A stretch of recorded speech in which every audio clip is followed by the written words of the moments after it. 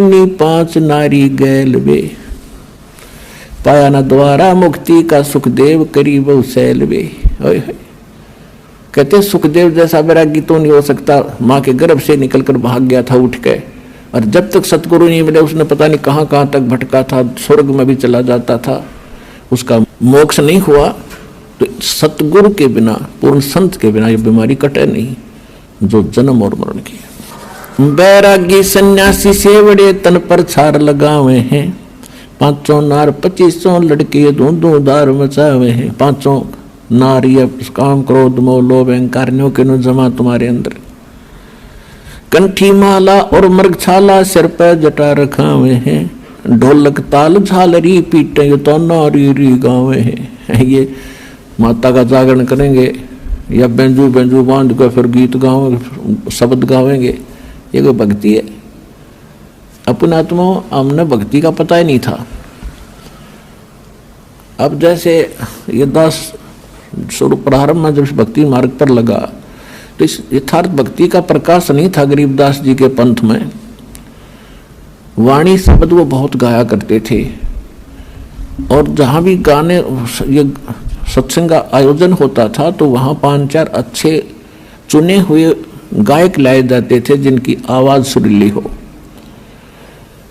तो फिर पहले एक शुरू होता था, फिर कहते थे ना भाई ये तो सुना, आपकी आवाज कुछ बहुत बढ़िया है, फिर उसको लगाते। अरे भले आदमियों, अब अकल काम अब करे जो भगवान ने दया बख्शी। अब जैसे किसी ने किसी को जाकर बता दिया कि भी तेरे घर में चोरी होगी, अब जब सामने वाले ने भांग नहीं पी रखी होगी, शराब नहीं पी रखी होगी, तो एकदम चिंतित होगा और तुरंत या तो घर की तरफ चलेगा और जाके उसको देखेगा वह कितना नुकसान हो गया। और जब उसने शराब पी रखी होगी तो वो क्या कहेगा, ये भी फिर बता क्या कहा। और दूसरा उससे कैसा शराबी है वो ने क्या बताऊं क्या क्या, आपका चोरी हो गई। हाँ कहा ये बहुत बढ़िया बोला भाई, इसकी आवाज बड़ी सुरीली है, आपका चोरी हो गई। और फिर वो भी कहता आपका चोरी हो गई। तो वो दोनों शराबी हैं। तो अब जैसे जब दास देखा करता था वो भी गा रहे हैं कि अनमोल जीवन तुम्हारा नष्ट हो रहा है, परमात्मा की वाणी गा रहे हैं, सतनाम बिना सतगुरु बिना मोक्ष नहीं। सुनने वाले भी गेल गा रहे हैं, गुरु बिन मोक्ष नहीं, सतनाम बिना मुक्ति नहीं, और सतनाम किसी के पास नहीं। वो तो ऐसे हैं जैसे एक बार किसी ने कोई तोता पकड़ दिया, तोता, उस तोते को बेचने जा रहा था पिंजरे में लेकर। एक भक्त संत साधु मिला, उसने देखा कि ये पक्षी जंगल में घूमने वाला है और ये कैद हो गया।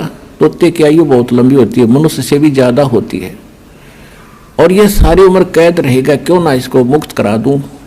उसने उस तोता बेचने वाले से पूछा भी इसका मूल्य बता, कितने में बेचता। उसने कहा 5 रुपये लूंगा पिंजरे समेत। ले भाई 5 रुपये ले और दे। अब उस तोते को लेकर वो महात्मा घर ले आया अपने कुटिया में, और उससे कहा कि भी तोता तू कैसे फंसा बच्चा। तोते ने बताया जी शिकारी आया था, उसने जंगल में दाने डाल दिए, जाल बिछा रखा था, मैंने दिखा नहीं, मैं लालच में आ गया, वो दाने खाने के लिए आ गया और मैं फंस गया। तो उस संत ने कहा कि भाई यदि मैं तुझे छोड़ दूं तो फिर तो ये गलती नहीं करेगा। अगना जी कदी नहीं, कते नहीं करूं। तो सुन ले, तय भी सुन ले, और आप वहां जाकर सारे तेरे साथियों ने भी बता दिए क्या कि एक मूल मंत्र बताता हूं। अब बताओ भाई, पर दी आवेगा शिकारी, जाल डालेगा, दाने डालेगा, हम दाने नहीं खाएंगे तो फंसेंगे नहीं। बोला जी ठीक है। उसको 10-20 दिन खूब वो रटवा दिया, तोता ठीक बोलने लग गया। जा भाई, जाते ही सब ने सिखा दिया। कहा जी जाते सब ने सिखाऊंगा।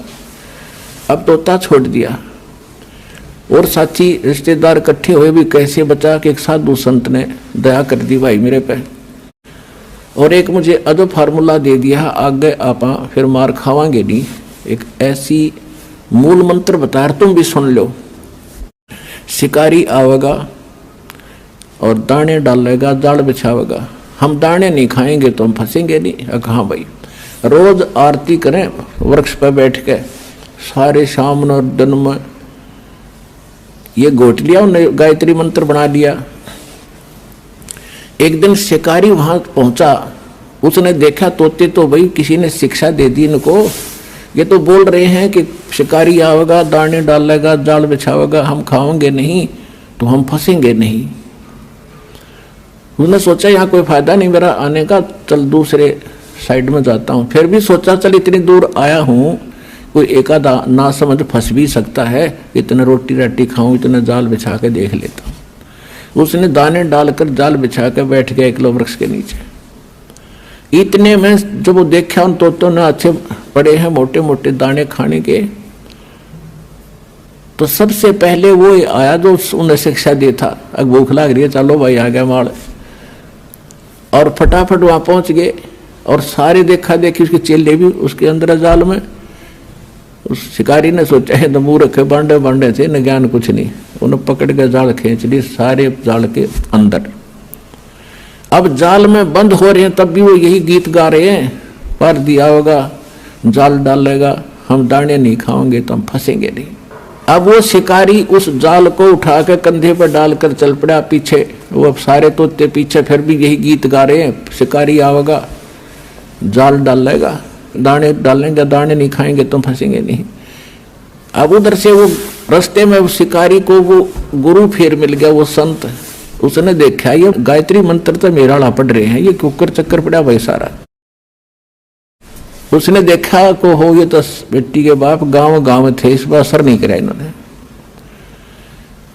अब उस संत ने ऐसे ताली बजाई, क्योंकि जब वो तोता घना बोला करता, जब वो पकड़ रखा था पिंजरे में और उसको सिखाया करता था, वो डटा नहीं डटे था। जब उसने ताली बजाकर वो क्या करता वो गुरुजी,